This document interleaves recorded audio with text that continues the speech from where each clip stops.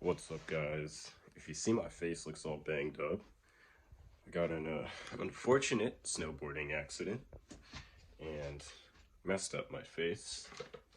Thank God I'm alive and I had a helmet on. But it's another FC episode. And I got a couple of parts. I'm going to show you them. Some are in the car. So yeah, let's get started.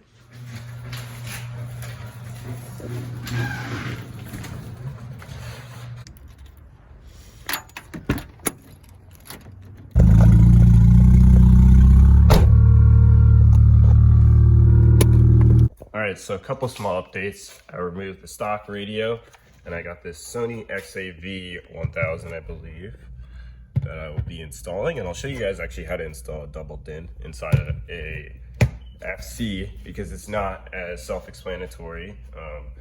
It's a little weird, but you're gonna have to get a specific metric part and cut some certain things in there. It's pretty easy. You can use a drum or even your hands. Just be careful because it's plastic. Another thing we have here, this DTSS bushing should be going on that passenger side. Right now I only have it on the driver's side. This is the wiring harness for the XAV radio. This is the Metra harness, and I'll put the part number, so all this stuff in the description. To make that work, here is a brand new alternator and water pulley pump, 2 axle nuts. I don't think I need those, and I think it's the wrong thing, so we're just gonna ignore that. This is super important. So this is the spacer that goes in between the long alternator bolt.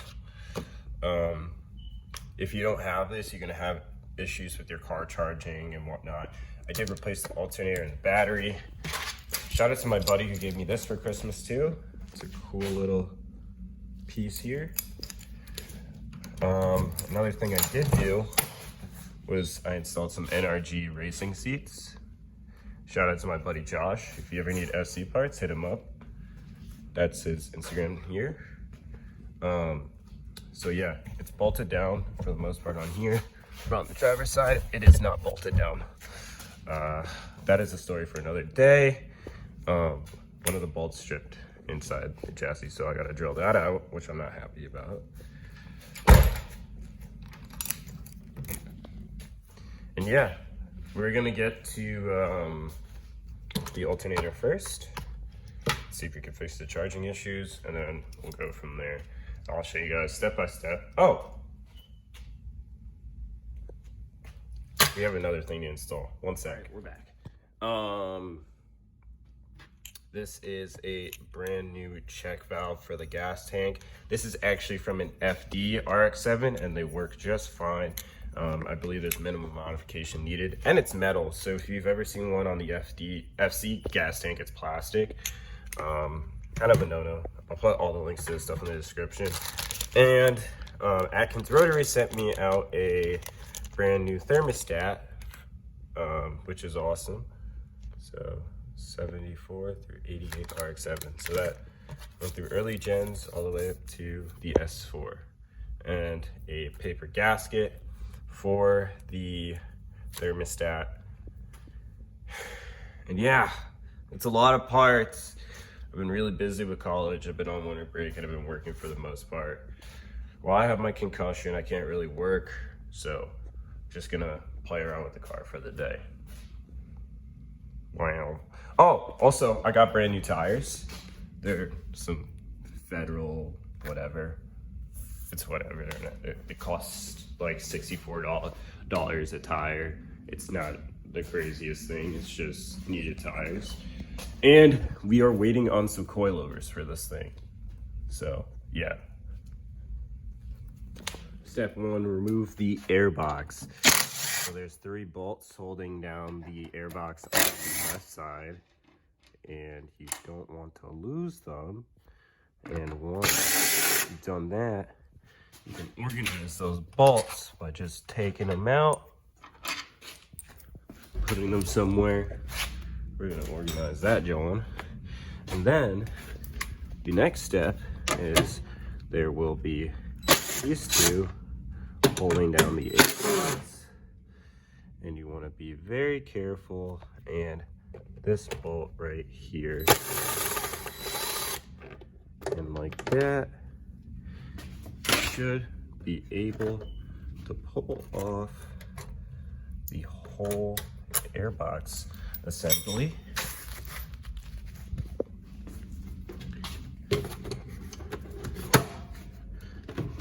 And also there's going to be a hose, so you can pull off this part and leave the bolts here, and then I'll do this off camera because I got one hand. Alrighty, now that we have this off, this is held by 2 nuts right over here. Jeez, I don't have the light on. That's held by 2 nuts, so you have the whole intake system apart. We're gonna remove the radiator shroud. I've never done this before, but we'll just work through, and you gotta learn from the mistakes on camera. Whatever. Here on the side. So this is one of the bolts that holds this whole shroud together. It's a 10 mil. I did remove the one on this side right here. I don't know if there's supposed to be more, or whoever serviced this car beforehand, but we'll find out what else has to get removed.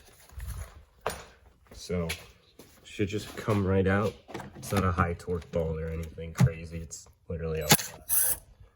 So, yep. And then keep that in our collection over here.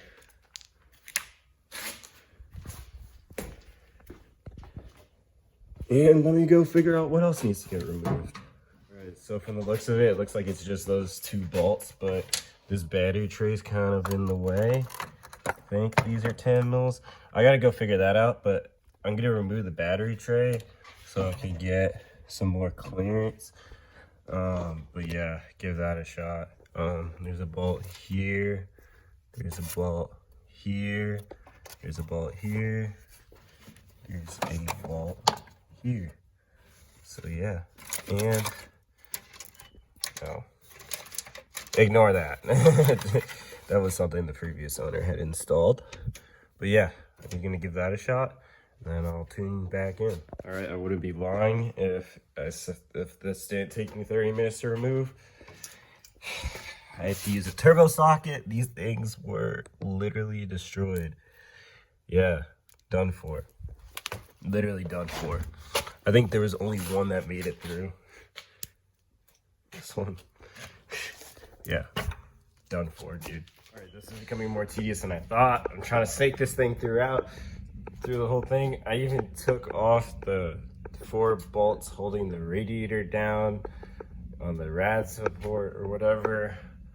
I think you're supposed to remove the clutch fan first. So there's 4 bolts, if you see, that's just 2 of them. So you're supposed to probably, because it's getting caught up on there. So I'm gonna remove that, give that a shot. Just learn from my mistakes. All right, so before even doing any of this, and I've learned this just from myself, remove those 4 bolts. It's gonna spin, so just hold your hand on this end, and you could. It's not a high torque bolt. Nuts, my bad. Remove those 4 nuts, and then it might be a little seized up in there. So you put like a flathead in between here, and just pry out the fan. And the fan should just fall right out. So I got one hand, as I said. It's tough. Well, I'm just gonna pop this fan out, and then I'll show you what to do next. So literally with minimal persuasion, as I said, 2 bolts hold this shroud together. 4 nuts hold this together. I just used a flathead and a hammer, got it out. And you don't have to take those 4 bolts I removed to loosen up the radiator. So there's 1, 2, 3, and then 4. Don't have to touch those. But if you ever are replacing a radiator, another thing I didn't mention is I did disconnect this coolant expansion tank or overflow tank hose, just so I don't mess anything up. And here you have easy reach to everything in here. And from there, we're going to be servicing the alternator belt, and I'll show you the situation. So with the alternator, see where these washers are? These aren't even supposed to be here. There's a spacer. Mine fell, and there's always going to be a nut there. So we're going to be replacing that. We're going to be replacing the belt. I'll show you guys how to do that. It's pretty easy. This is the tensioner for the alternator, and these two bolts are also tensioners. But yeah, easy reach through everything, which is awesome. All right, so I was just filming, and my main man's Utah, if anyone remembers, just called me. So now we're gonna service the thermostat. Thank God there's no videos on doing this. And the biggest thing you wanna do is you wanna spray this in PB Blaster. These are very prone to either cracking the housing or the bolt stripping or things like that. Be very, very, very cautious. Don't use power tools or anything. You do it by hand, you'll be able to feel it out. You don't want to destroy these. This neck, I believe, is $90 off the Atkins rotary or whatever, but not a fun time. So I'm gonna remove that off camera, and I'll show you guys how to properly install the thermostat and how that all works. There's no YouTube videos on these, and I'm hyped to be the first person to do it, I guess. All right, so just remove the two 12 mils. There you go, that's the oh my God, that's disgusting. Jeez, that's disgusting. It smells horrible. So yeah, these are the two 12 mils. It has two washers at the top. Don't want to lose those. But I'm gonna pull this one off and clean it up, and I'll show you guys how to properly install a thermostat on the FC, because it does go a specific way. I'm gonna situate this whole mess. Yeah, that is nasty. That is nasty. It's not horrible, but I knew it was gunked up. After sitting for 20 plus years, what do you expect? So yeah, gonna clean this up and go from there. Cleaned up the surfaces as best as I can. I'm not really gonna try all that hard, but on here, there's gonna be like a hole, a little dimple on your new thermostat. You want it to be facing that position right here by that bolt. So if you look there, you want to be facing there. I'll insert a photo for a diagram. But yeah, I'm gonna go to Ace Hardware real quick, and I'm going to go get some RTV. You're gonna need it. Put some RTV around the corners here, and then put the paper gasket. And yeah, I guess. Then we'll have that done. Then we'll put the alternator on and the new belt. But yeah. All right, so we got the blue RTV. The form said it's fine, so we're gonna throw that bad Larry out there. I don't know. I think you do it on both sides. So yeah, that's the part number from Atkins. Jeez, this thing's nasty. Why is it so sticky? Oh, I think I know why. So yeah, it's a paper gasket. You want to make sure, again, you just scrape off the surfaces. And what I'm gonna do is I'm just gonna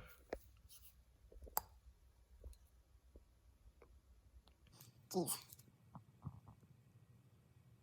Put it around here.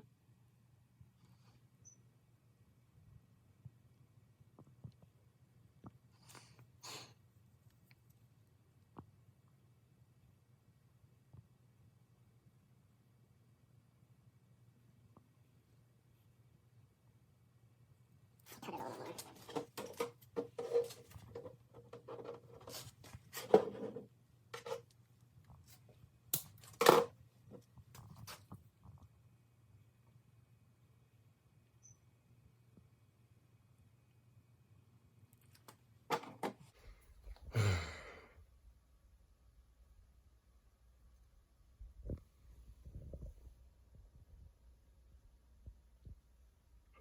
side.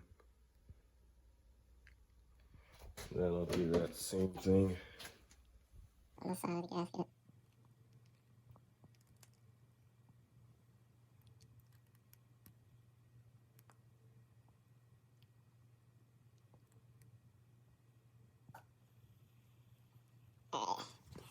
Looks like enough.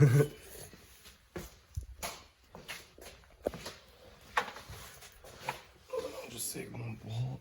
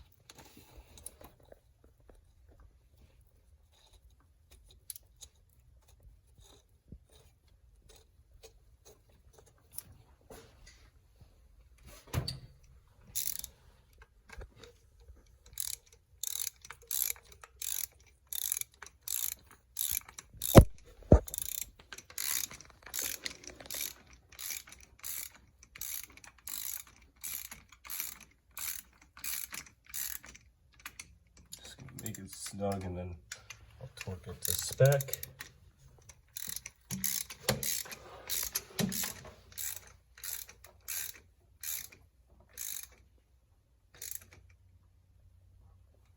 Alright, you can stop recording. This is my friend Christian. I am not your friend. He's torquing it to 17 foot-pounds as the factory service manual says. That is clearly a torque wrench. But yeah, if you know, yeah, I should get one of, what is it, 3/8 torque wrench? Yes. I need one of those. I'm sick and tired of the 1/2 inch. All right, Utah and I are tying up everything. Just bolting up the intake. Got the clutch fan on. And yeah, literally alternator spaces installed, brand new thermostat. We torqued this one down to 20 foot-pounds. Just be very, very careful, as I said, with these 2 bolts. We use blue RTV. Make sure you sand it down. We use 120 grit, but a more aggressive sandpaper will work in your favor. And for the tensioners, this is a tensioner. Oh my God, I wouldn't even be able to show you. This is a tensioner. That is a tensioner. That was a 17. That one was a 22 or a 21. That's also a tensioner. And then there's going to be a bracket underneath the air pump, which is a tensioner. I'm going to be doing the air pump delete, the EGR, and the sub-zero delete. So I did snap one of the bolts in there. It doesn't really mean anything to me. But yeah, make sure they're tight. And then we're just going to bleed the system. And I'll show you guys actually how to bleed an FC. There is a screw for bleeding it. Most people don't know about it, so yeah, I'll show you guys how to do that. You can put the battery together and start it up, and hopefully it's fine. And then use all that coolant over there. Just drove to Cumbies, just with my boy Utah. The car drives pretty good. I just realized my water temp gauge is pretty trash. Whenever you turn on the heat or anything like that, it just doesn't like that, so that might be a cop. Oh my fucking God, that's bright. So, yeah, I'm just gonna drive home and hopefully not die.